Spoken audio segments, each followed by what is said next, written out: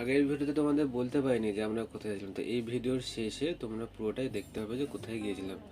তবে এই ট্রেনটা আমাদের টাইম 10:15, আগের ভিডিওতেও বলেছি বাট এই ভিডিওতেও বললাম। আর এই ট্রেনটা হচ্ছে আমাদের ট্রেনের পাশে। ট্রেনটাও খুবই সুন্দর, বাট আমাদের ট্রেনটা থেকে এই ট্রেনটা খুবই সুন্দর।